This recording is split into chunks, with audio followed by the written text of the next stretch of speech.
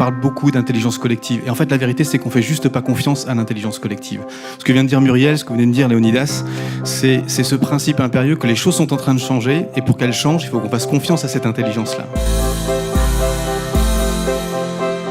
Fondamentalement, je veux croire dans le fait que le marché et les règles du marché, et donc le fait d'exposer ça sur le marché, va rencontrer des consommateurs et des acteurs de consommation intelligents et volontaires. La seule façon, je pense, de retrouver un tout petit peu de bon sens, c'est effectivement, vous avez raison madame, mais ils ne sont pas suffisamment bien informés sur ce sujet, de remettre l'information dans la main des citoyens. Un coût démocratique important.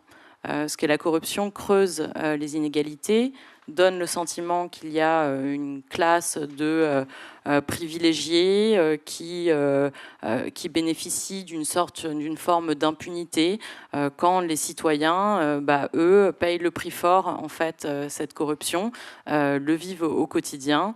Et surtout en période de crise économique où on leur demande des efforts particuliers. On se demande, est-ce que oui ou non, il faut qu'il y ait un registre pour savoir que Google fait du lobbying. Moi, je vais vous dire mon problème sur la transparence.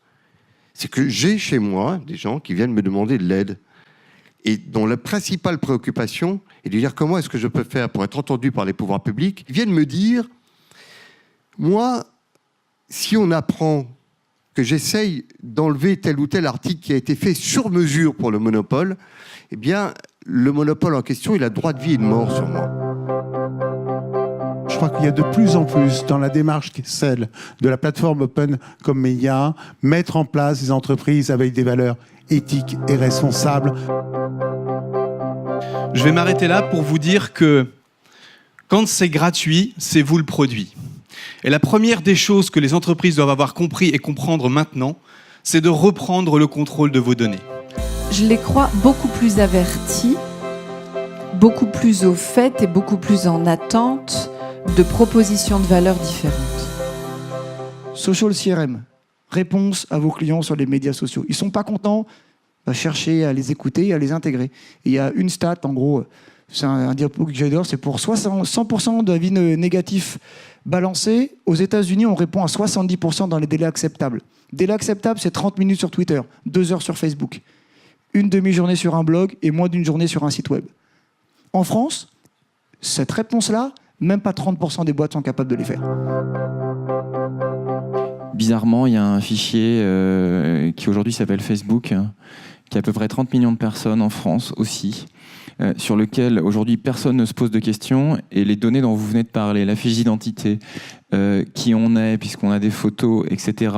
L'empreinte digitale également puisqu'on peut s'authentifier aujourd'hui sur nos smartphones. Ce fichier aujourd'hui, il est aux États-Unis. Il n'est pas en France. Et il n'y a aucun organe français ni européen qui ne le contrôle. Il y a un vrai problème de souveraineté des données en France et en Europe. Et on ne fait rien. On n'a aucune maîtrise sur ces données-là, donc comment est-ce qu'on peut faire aujourd'hui? C'est pas une réponse simple, parce qu'à la fois, il y a des sujets qui sont technologiques, il y a des sujets de régulation entre différents acteurs. On voit bien que ce sujet de souveraineté des données n'est pas qu'un problème français, c'est un problème européen, c'est un problème international. Donc il y a un sujet de portabilité, où est-ce que la donnée est stockée, à qui elle appartient. Et puis c'est un sujet évidemment philosophique, c'est-à-dire où vous mettez le curseur entre liberté et sécurité, où vous mettez le curseur entre transparence et pudeur. Au fond, qui doit réguler, hein ? Est-ce que c'est un État? Est-ce que c'est le marché? Est-ce que c'est un supra quelque chose? Et comment le supra quelque chose n'est pas lui-même à la proie de multiples acteurs? C'est compliqué cette chose-là. Et sans doute, je te rejoins complètement Véronique, sans doute que c'est pas à inventer en termes de régulation comme on aurait régulé les télécoms, quoi, hein, toute ressemblance aux similitudes. Sans doute que là-dedans, il faut qu'il y ait des civic tech, pour revenir sur ce qu'on a vu tout à l'heure en présentation. Et nous, côté La Poste, et je vais vous raconter après pourquoi on fait ça, on pense que parmi les éléments majeurs de régulation, il y a nous les gens. Quand on va en Allemagne, outre-Rhin, je peux vous dire que la défense des entreprises allemandes, elle n'a strictement rien à voir avec la défense des entreprises françaises. Moi, aujourd'hui, je me bats au quotidien avec des acteurs que sont les grandes marques, que sont les grandes enseignes, pour leur dire vos données, c'est mieux qu'elles soient en France plutôt que chez Google et Facebook ou Salesforce ou autres. Mon métier d'acheteur d'espace, d'orchestrateur de campagne, c'est de faire en sorte, aujourd'hui, de rendre les grandes plateformes aveugles sur une partie de la chaîne. Si Google voit les mots-clés, il ne voit pas le display. Si Google voit le display, il ne voit pas le CRM et il ne voit pas le fichier client. Et c'est ça notre boulot aujourd'hui. Notre boulot d'agence média, c'est plus d'acheter de l'espace. C'est d'aider les annonceurs à organiser leur stratégie data de façon à ce que ces grands incontournables soient aveugles sur une partie de la chaîne. Et que surtout, les données des clients, les fichiers CRM ne soient jamais stockés ni chez moi, agence, ni dans un cloud chez Amazon parce que c'est cool, c'est gratuit.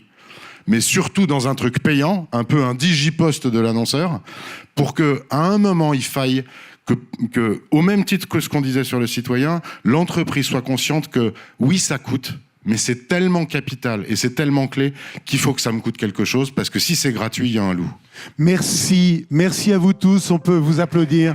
Merci pour la valeur que vous savez nous apporter. Nous contribuons pour le compte des annonceurs qui sont nos adhérents, donc à une meilleure lisibilité du marché de la communication, dans une logique de création de valeur. Et bien sûr, nous fédérons la filière dans une logique de décloisonnement des métiers.